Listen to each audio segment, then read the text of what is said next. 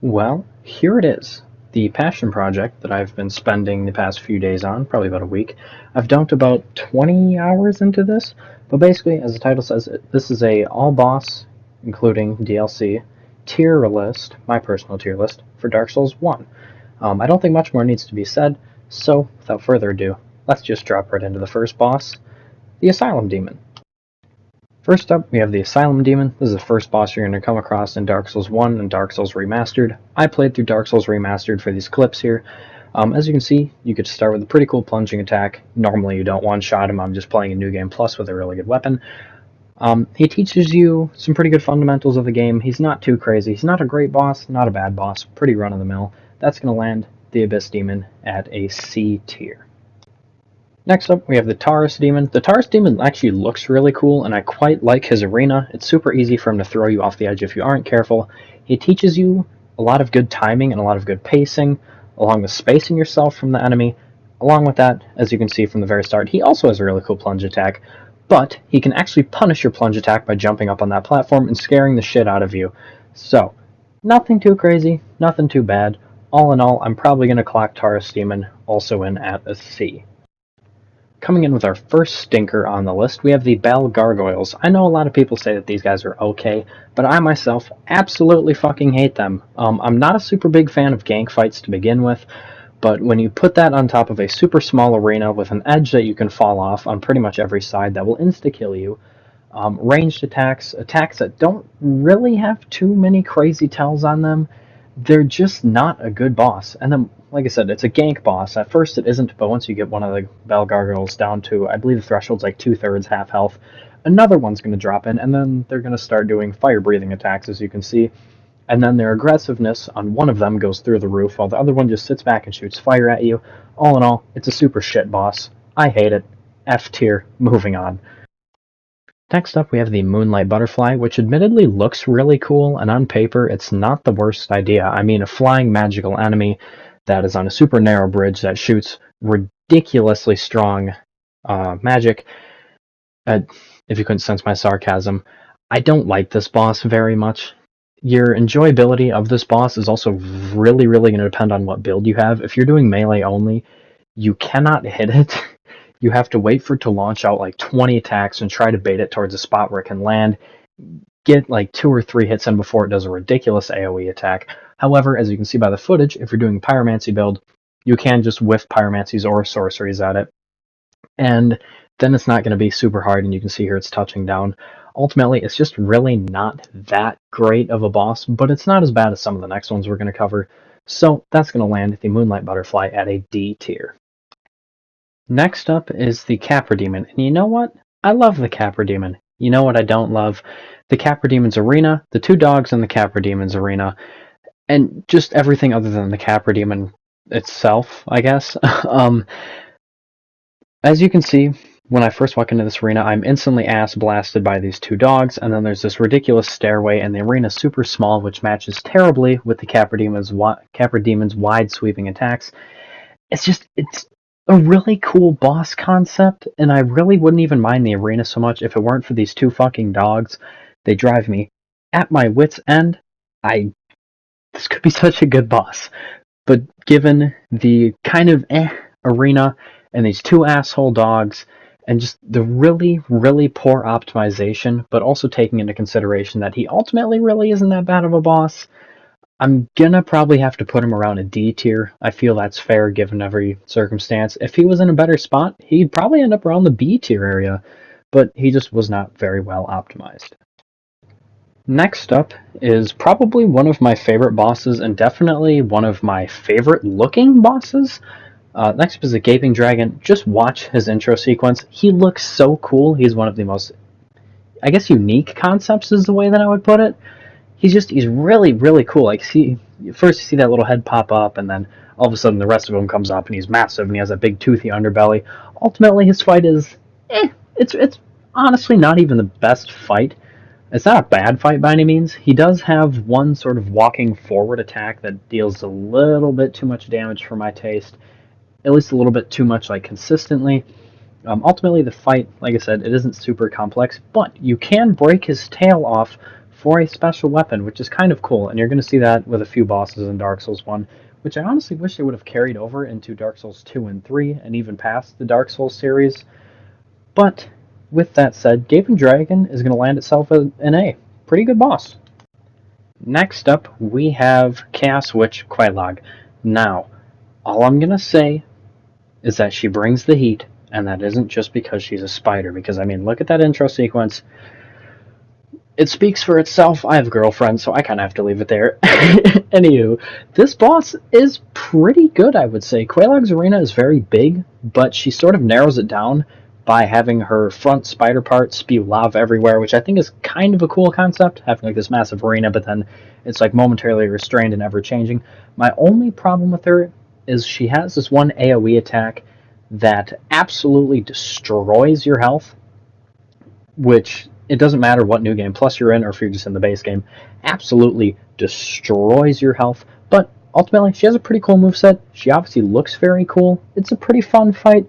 I do wish that AoE's attack was toned down just a little bit, but other than that, she's pretty good, and that is going to end up landing her at the same tier as Gaping Dragon, an A. Next up, we have one of the most, actually, no, not even one of the most, probably the most conceptually interesting bosses. Ceaseless Discharge, which is obviously already kind of a funny name if you think about it a little bit. But what's even better is he smacks you with his penis. That's right, he gives you a good old wiener whack. And what's even better is that it's after you basically steal his dead sister's panties. So do with that what you will. So after you steal those, he's going to run away, and then he's going to jump at you with his dick. And then you smack it and he dies. This is obviously a very interesting concept. He's not really that great of a boss, but it's just really interesting. So that is going to put him at an S tier, because he has a penis. Next up is the Iron Golem. Now, the Iron Golem stands at the top of Sen's Fortress, which is a very hard area. Good thing he's actually not that hard of a boss. He's really interesting in the fact that if you hit him enough, he staggers, and then if you hit him enough again, he like falls on his ass, and then he can fall off the cliff, or like the bridge, I guess is what you would call it. But at the same time, his hitboxes are a little bit wonky, so he can throw you off of that bridge himself, which actually happened to me in my most recent Dark Souls Remastered playthrough, which is up on the channel. He's just a super fun boss. He's admittedly not the best, but with all of that said, he's going to cement himself at a pretty solid B tier. Next up is the iconic Ornstein and Smough. You don't even have to play Dark Souls or any of the Dark Souls games to really know who these guys are. They're iconic across literally pretty much any genre of game and gaming as a whole.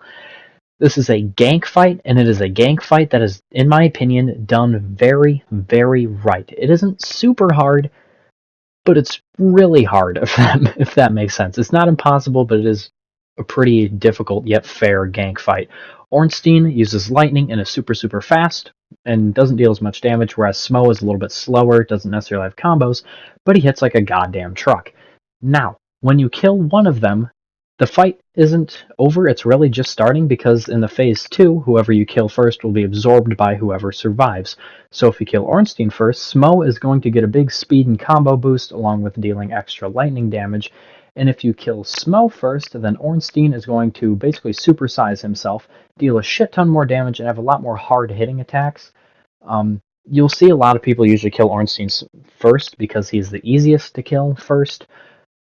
I have killed Smough first to do Super Ornstein, and I will say that Super Ornstein is definitely harder than Super Smough. But with that said, they're just a super iconic boss, and I find them very, very fitting as they contrast each other super, super well for what is ultimately a very fair, but a very, very difficult gank fight. Now, that is going to land Ornstein and Smough at a very, very, very comfortable high A tier. Next up is the Dark Sun Gwyndolin, who is an optional boss who I'd really rather just not do, because he's an absolute shitter. So Gwyndolin is the pinnacle of bad ideas. You have an infinite hallway. You have a spellcaster that stands in the middle of it and lobs extremely high damaging sorceries at you, and also having a ridiculous machine gun bow, pretty much machine gun bow, at the rate that he fires it. It's just such a bad fight. I don't know who decided this was a good idea to run up this hallway and just do chip damage, because ultimately it doesn't matter if you have a super fast weapon. With the fastest weapon in the game, you can probably get 4 hits on him before he teleports if you're lucky. I forgot to mention that. Once you get close to him, he teleports and you have to run for like another damn near 10-15 seconds down the hallway, and on top of that, he has a pretty sizable health pool. It's such a shit boss, and it's so disheartening once you get him within like 2 to 3 hit range, and then he just hits you with like 1 sorcery and insta kills you. He's such a pain in the ass. He's just not a good fight. It's gonna land him at an F tier, which I feel is very, very deserving. Next up, we have the Stray Demon. Now you're probably thinking, wait a minute, this looks exactly like a previous boss. To which I'd say, you are exactly right. This is a borderline carbon copy of the Asylum Demon. The only difference is that he now has a magic scepter that does the dumbest AoE attacks, especially one where he swings and then the AoE just targets you and the AoE is huge and it's just really hard to avoid. There's one where he just sticks it in the ground. It isn't super bad.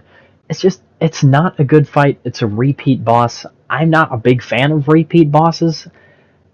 Sometimes they're okay when spaced out enough, but not only is this not spaced out enough, it's a worse repeat boss. It's just really not nice. So I'm going to dock this a grade below the Asylum Demon, putting the Stray Demon at a D tier. Wait a minute. Didn't we just fought this boss? Yeah, Demon Fire Sage. This is a literal exact repeat of the Stray Demon, who is a extended repeat of the first boss. So this is a third repeat of a boss with no change. There's nothing else to say. Everything that I said that Stray Demon and really Asylum Demon applies here. And yet again, since it's the same thing, I'm going to dock it another tier because there's no point in fighting the same boss basically 3 times. So yeah, Fire Sage is an easy E tier. Next up, we have the Centipede Demon. Now, I have a little bit of a love-hate relationship with Centipede Demon because there are some very good aspects of this boss fight, and there are some pretty shit aspects of this boss fight.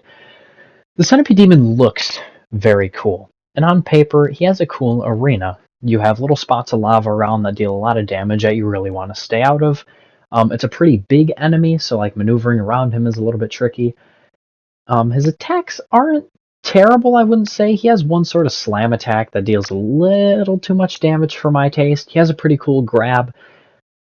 But, with that said, unfortunately, with how the arena is made, you have a very small piece of land that you can actually walk on, which makes it so you have to constantly adjust your camera, because like I said, it's a big boss, to where you can actually even see yourself, which is really annoying. I just really wish that you got to fight him on a little bit bigger of a platform. I don't even wish that he was smaller, I just wish that the platform was bigger, but that makes this fight a little bit annoying. All the pros and cons are just going to even out, and we're going to plant Centipede Demon at a solid C. Well, here it is, the moment that everyone that has played Dark Souls 1 or Dark Souls Remastered has been waiting for, the Bed of Chaos. If you know anything about Dark Souls 1, this doesn't need an introduction. The premise of this boss is there are 2 orbs on each side, and you need to go and break both of them before you get access to the middle. Now, when you break these orbs, as you can see, the floor starts to crumble, and you fall through. Now, the inclines, there are inclines, very slippery inclines, into these holes, which make them really hard to avoid, and you don't know that they're there until you literally walk right on top of them. And what's even better is that she can basically pick you up and drag you into them with her flailing arm attacks. Now, don't worry, it gets worse. Once you destroy the second orb, she starts using Chaos Storm, which is a very, very, very, very damaging pyromancy, and she can throw it out randomly. Now, when you break both of these, you think you can get to the middle, but actually you're wrong. You're going to have a floor that's going to fall through, and you're going to have to do a stupid jump to get to it that she can hit you up with every single attack that she has. Every single one. And you're not done yet, because even after you make it, she will target and hit you with that Chaos Storm Pyromancy. This fight is terrible. I hate it. And what makes it even better is once you get to the center, to the Chaos Bug in the middle, You one-shot it. It has 1 health. You kill it with 1 hit. This is such a mind-bogglingly bad boss. It is the worst boss in the entire series, not just Dark Souls 1 or Dark Souls Remastered, and the entire series. This is the fattest fuck you F I've ever seen. Next up, we have what might actually be a little bit of a crowd upset. We have Seath the Scaleless. Now, first time you fight Seath is a scripted death. Now, I don't think I need to tell you that a scripted death in a game where you lose everything upon death is a terrible idea. A terrible idea. Who thought of this? But don't worry, it gets worse. Once you go through what I believe to be the worst area in the entire series, the Duke's Archives, that is full of really, really strong enemies that have a shit ton of health, do a shit ton of damage, have parrying shields, bows, there's channelers that deal stupid magic. It's a very maze-like area. It is just such a massive pain in the ass. It is horrible. I hate it. But on top of that, once you get to the actual fight, you have to run all the way to the back of Seath's pretty sizable arena and smack this big crystal thing. Otherwise, he infinitely regenerates. Yeah, you have to break it. You have to run all the way across this and hit this stupid little gem thing, and then you can actually start to fight him. You jump through all of these hoops to even get a shot at fighting him. And guess what? Once you're able to fight him, he deals Curse. Now, if you're not familiar with Curse, Curse is an insta-kill status effect that is absolutely the most brutal in Dark Souls 1, because it takes away half of your fucking health bar. And now, in the Duke's Archives, you can't escape anywhere to go to any merchant to buy purging stones to heal this curse until you kill Seath. So if you fuck up the first time, you get to do it again with half the health, which is so fucking annoying. I hate it. And then, on top of that, his moveset's just shit. Like, he just swings his 3 little dick prong legs around and shoots curse icicles at you. He's just such a pain in the ass. He's a terrible boss. I hate him. I hate him. I don't care if he drops one of the coolest weapons in the game, being the Moonlight Greatsword. If you smack his tail, he drops the Moonlight Greatsword. He just sucks. He's just a terrible boss. I fucking hate him. He is going to land himself at an E out of respect, because I think that he is a cool-looking boss, at the least. Next up, we have a community favorite, the Great Grey Wolf Sif. I personally really like Sif. I think his fight is very fluid. He's very fast. He has a pretty tricky moveset and some pretty high damaging moves. Your spacing is really challenged in this fight. I think that he is a cool boss. He's pretty well designed. I wish that maybe sometimes he did a little bit less damage, especially on that double hit swing combo attack. Otherwise, he's a pretty good boss, and actually you can get an alternate cutscene if you play through a pretty solid chunk of the DLC, which is late game, and Sif is like mid game, and get a sort of really sad alternate cutscene with him, because you meet him in that DLC and then you meet him here. He's just a cool, solid boss, and I'm going to put him at a very square B. And while we're here, the footage for Priscilla got corrupted, so I'm just going to kind of explain her. She's sort of a crossbreed chimera with a scythe in a very snowy land. She goes invisible. The only way that you can see her is the little footsteps in the snow. She's has a cool gimmick. She's not a great boss. She's not terrible. She also has a tail weapon, and I'm just going to go ahead and plant her at a B with Sif. Next up, we have the Four Kings. Now, the Four Kings is a very difficult DPS check, honestly. Now, you either have, with DPS check bosses, something that is way too easy or something that is ridiculously demanding, and I feel like the Four Kings falls into a spot where it's just right. So, as you notice, it's called the Four Kings, but you only start with one of the Four Kings. Now, if you don't kill him fast enough, another one of the kings will spawn, and then so on and so forth. So you want to keep killing these guys quick enough, and just because it says it's 4 kings, you can even get to the 4th, and then all the other 3 will still summon in. But your objective is to kill 4 of them, but it doesn't really matter which of the 4 you kill, as long as you kill 4 of them. You can kill the first one 4 times, for all I care. It's a solid boss. They have a pretty solid moveset, and they also teach you to stay close to them, because the closer you are, the less damage their attacks deal. And they're also, to my knowledge, one of the only bosses to deal physical and magical attacks with all of their attacks. They have a pretty mean grapple. They're in a very conceptually interesting area. They're in the Abyss, and as you can see, it is just black.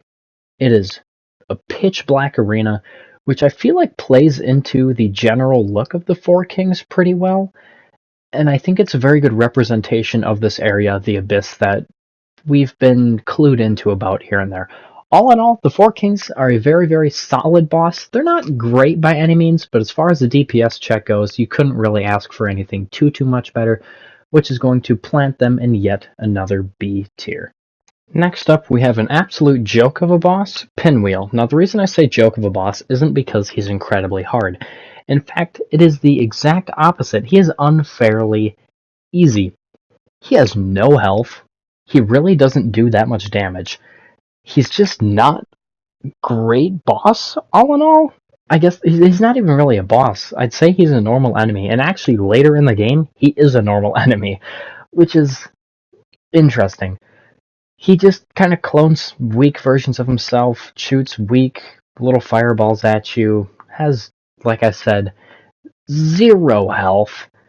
Although, one thing I will give him, like I said, his design is very cool. The concept for his boss fight's very cool, and he'd actually be a pretty hard boss, I feel, if he had health. Like, if he actually had health and didn't just die in, like, 4 or 5 hits. So, with that said, that is going to plant Pinwheel, just because of how ridiculously easy this fight is, a very firm E. Next up, we have what I would call a very disappointing boss. Even from the opening sequence of Dark Souls 1, you're shown this guy called Gravelord Nito, who just looks so fucking cool. And even in the game, he looks really cool, and he has a really cool arena, and his whole area has a really neat gimmick of being like really dark, so you have to find this special item that lights the area up so you can actually see more than a foot in front of your face. Now, the problem with Nito is he has smaller enemies in the arena with him. But not only does he have smaller enemies, he has what are I would classify as mini-boss enemies that respawn in the arena with him, on top of these little shitheads that are going to respawn as well. Nito himself would be a pretty solid boss. However, throwing all these little shit-headed respawning enemies in is really annoying. What is nice, though, is that Nito can deal damage to them, so if you lure all of his skeletons into him, and then he does his big blast AoE, which, by the way, deals way too much damage, that will one-shot all of the little mobs, and then you'll be able to freely attack them a little bit before they respawn.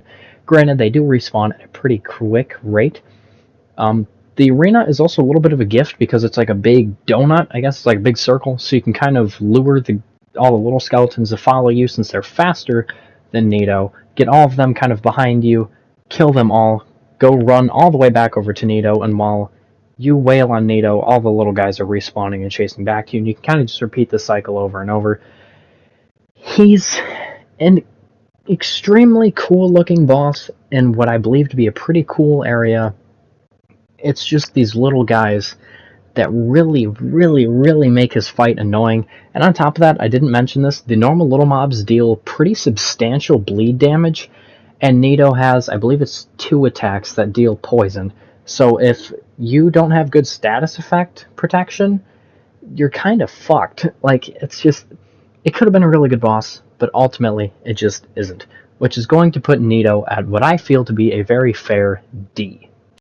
So, next up is a boss that I struggle with quite a lot, and especially since I've been doing my New Game Plus 7 playthrough, I just beat him as of recording this, is the Sanctuary Guardian.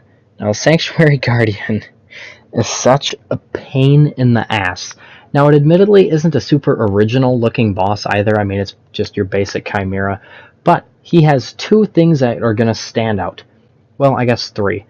1, he has lightning damage. Now, the lightning attacks that he does ripple throughout the pool of water, meaning just because you were missed by his first lightning attack, it'll still hit you upwards of 3 times. So, that's fun.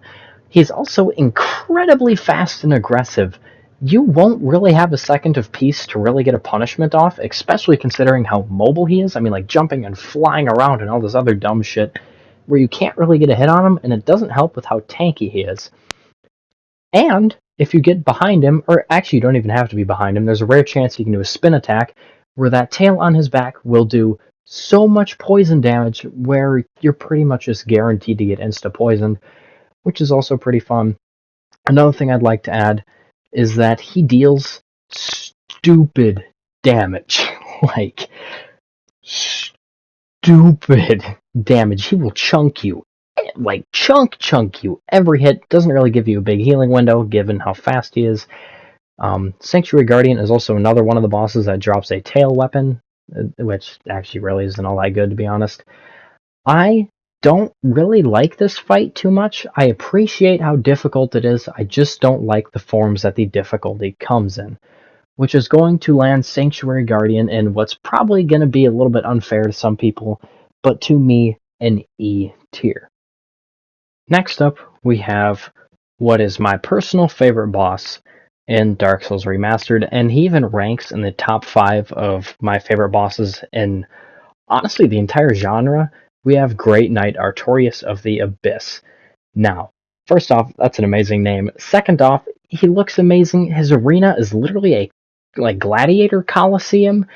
He has one of the most wicked movesets I've seen out of anyone.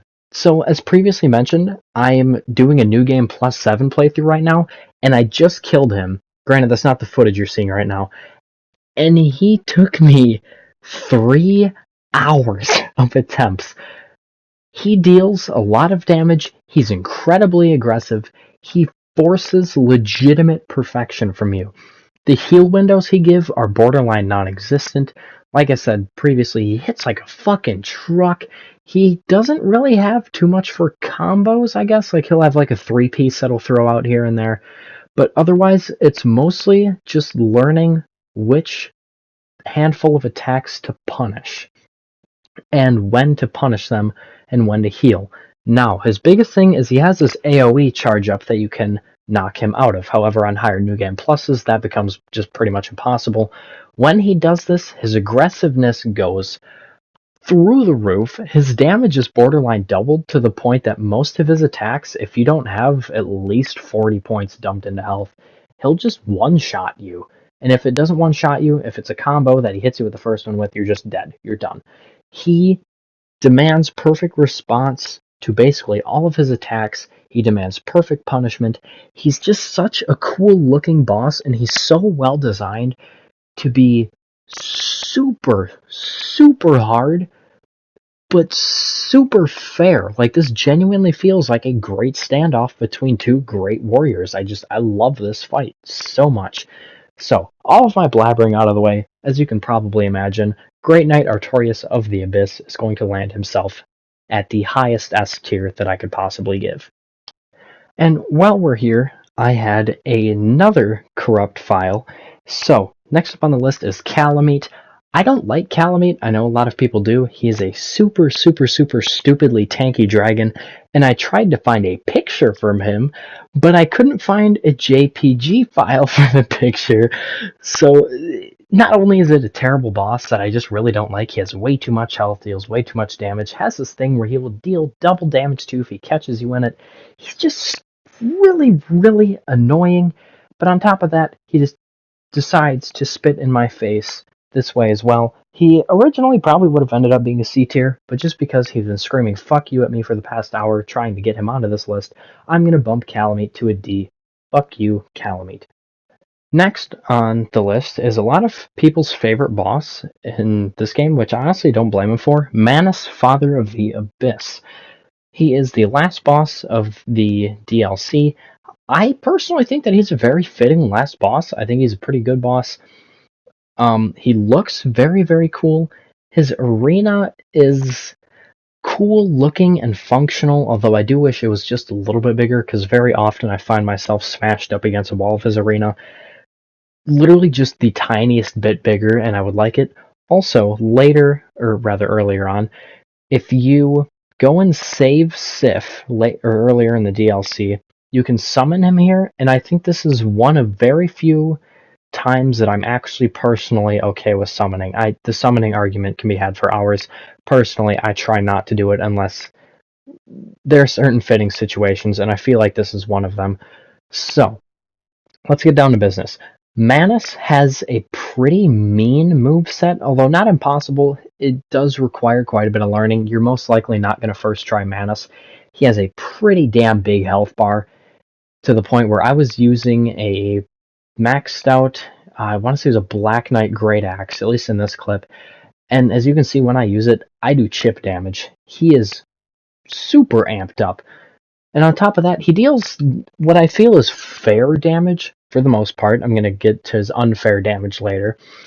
He does have one wombo combo that I think might be a little bit much, even if they just took the last hit off of his wombo combo, so that way you could actually block it with a shield, because once you block that first hit with a shield, you can't stop blocking, but there's so many hits in the combo that unless you have, you'd probably have to have like a full stamina bar and 36 endurance, about 38, to block this entire combo. But if you don't, he just breaks it, and then you're just fucked. So, now to get to the unfair damage. There is an item earlier in this level, a secret item that you pick up called the Silver Pendant. Now you use this to deflect dark sorceries from a few enemies in the area, but also dark sorceries that Manus is going to throw at you. Now, these dark sorceries will insta-kill you, especially the one he throws out straight in front of him that you just saw a few seconds ago. Yeah, if like 3 of those projectiles hit you, it'll insta-kill you. He has one that he casts above his head that comes raining down that doesn't deal that much damage, but it'll still take like 3/4 of your health bar, depending on how much you have put into health.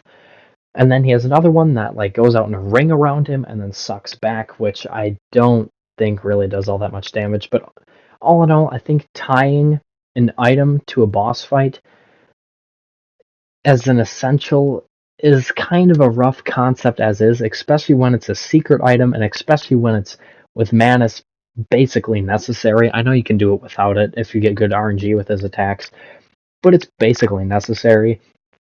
I believe that Manus is a very, very good boss. I think that he is one of the bosses that makes sense to be ridiculously tanky, and I honestly don't mind it. I just wish that maybe his dark sorceries did a little bit less damage, so I didn't have to go seek out the secret item that just, it shouldn't be necessary. So, this is still going to plant Manus at a very firm S tier. Alright, so we've gotten to the point in the video where we are just before the last boss. Now really quickly, I want to give credit to Fextra Life for all of the images that have been supplied for the tier list. I lifted them straight from that site, along with tierlist.com, because that's where I got the tier list template from. I just really quickly wanted to plug that and say thank you for letting me shamelessly use those rather than creating my own art, because I am far too lazy for that. But with that out of the way, let's get into the final boss of Dark Souls. Alright, here it is, the last boss of Dark Souls 1, Gwyn, Lord of Cinder. Unfortunately, Gwyn is pretty easy under one circumstance. If you use a parrying shield and take the time, literally go fight like 4 or 5 enemies to learn a little bit about parrying, you can just parry him into oblivion because his parry timings are so wide and parries deal so much damage, and he's just so easily parryable. However, if you don't take this strategy, Gwyn is actually a very, very hard boss. I've done him without parrying, and I legitimately struggled. I think it took me upwards of like 45 minutes to an hour. It's actually pretty hard. He can use a few lightning sorceries, or I guess maybe they're miracles. I'm not too familiar. I don't usually play with those. Along with having, as you can see, a massive fire sword, and his arena is also kind of like, I guess, a starfish shape would be the right way to put it. So you have to be very careful with where you're standing, because if you get caught in one of those corners, you're kind of fucked. And there's also like a few spires around you can use to your advantage or disadvantage if you get your back caught on them. All in all, Gwyn is an absolutely iconic boss, and I think just for the sake of him being so iconic between his music and arena and the fight itself, I have to put Gwyn at an S tier. And with that comes the end of my personal Dark Souls 1/Dark Souls Remastered tier list. Now, I want to take a second to thank you for making it to the end of this. If you've made it to the end of this, probably it's going to come out to be like 36, 37-minute video. Thank you so much. I want to put into perspective how long this video took me to make. I played through Dark Souls Remastered on New Game Plus, all bosses, which took me probably 15-20 hours just because I'm not super good at Dark Souls Remastered. That's besides the point. And I've been sitting here, it's 2 in the morning. I started editing this at 10. So I've been sitting here for 4 hours editing, which has me drained. But I'm really happy that this is done, and I'm honestly pretty proud with the outcome. But with that said, if you gained any entertainment from this, if you would be so gracious as to like, subscribe, share this around, any of that, I would absolutely forever be in your debt. And if you're looking for a Dark Souls Remastered playthrough, I have one that went up on the channel not super long ago. We did a Strength Pyromancy build. If that's something that you would be interested in, it's in the playlist of my channel. Go give it a watch. Let me know if you like it. I'm planning on doing a similar video of this style with Dark Souls 3, and then like having Liza P videos edited in, or not edited in, but like scattered around in there. And then after Lies of P gets done, I want to do a full tier list of all of the Lies of P bosses. So this isn't quite done yet. And I'm also planning on doing Dark Souls 2 eventually. I'm a little bit hesitant, but it'll happen. And once that happens, I'm sure that I'll do a fucking 3-hour long video about all the bosses in that game, all of which will probably rank below C tier. That's besides the point. But with my rambling over, genuinely from the bottom of my heart, thank you so much for watching this. And yeah, peace.